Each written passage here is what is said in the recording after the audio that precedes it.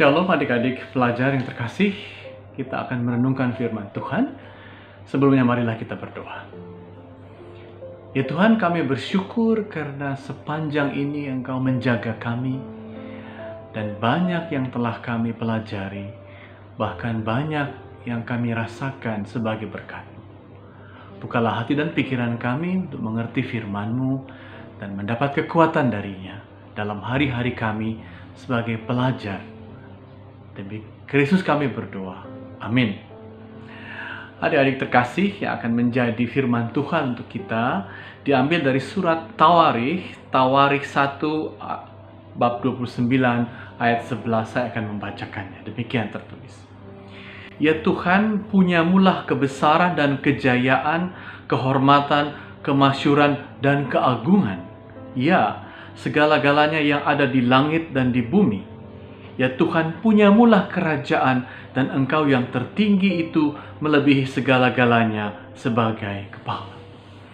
Adik-adik, Tawarikh, kalau dalam bahasa Inggris disebut Chronicles, ini adalah renungan kembali atas apa yang telah dialami. Mungkin sama juga dengan kita hari-hari ini. Kita mau merenungkan setelah berbulan-bulan belajar di rumah, apa yang kita bisa katakan sebagai pemberian Tuhan.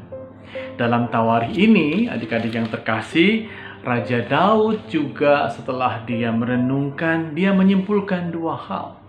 Yang pertama, memang banyak masalah, banyak kejadian, tetapi katanya bahwa kemuliaan, kemasyuran, keagungan milik Tuhan, dan itu kelihatan melalui langit dan bumi. Jadi, semua yang terjadi, kiranya juga kita seperti Daud menyimpulkan keagungan, kemuliaan bisa tetap kita lihat di bumi dan di langit. Tuhan mencipta, sungguh baik. Tuhan meletakkan bintang-bintang dan matahari di langit, dan Anda, pelajar yang sedang belajar fisika, yang sedang belajar matematika, diminta untuk mendalaminya, diminta untuk memahami hukum-hukum, rancangan-rancangan yang bisa jelas hukumnya. Cara seorang pelajar mensyukuri ciptaan ialah dengan mengetahui hukum alam. Seperti Newton. Kita tahu Newton, yang adik-adik pasti pelajari hukum-hukumnya, juga mengatakan bahwa semua yang berlangsung di alam semesta ini sungguh mulia karena diciptakan Tuhan, tetapi juga karena rancangan dan hukum-hukumnya ada. Dan kitalah yang belajar, yang menuliskan hukum-hukumnya, sama seperti Newton yang menuliskannya. Tuhan yang menciptakan, agung dan mulialah Dia, tetapi pelajar, ilmuwan, saintis menuliskannya, membuat hukum-hukumnya agar logis dan bisa dijelaskan. Pujian kita atas alam tidak membuat kita buta, tetapi seperti Raja Daud membuat kita bersyukur, namun kita tahu ada logika, ada hukum-hukumnya yang kita bisa pelajari. Itu tugas fisikawan atau saintis.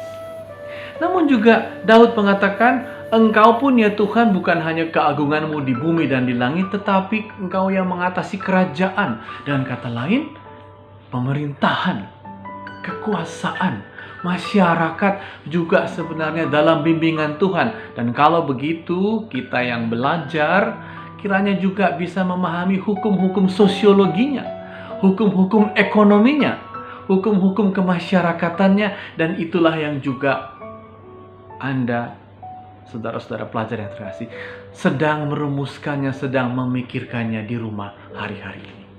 Kalau begitu, kita yang berbulan-bulan di rumah bisa seperti Daud.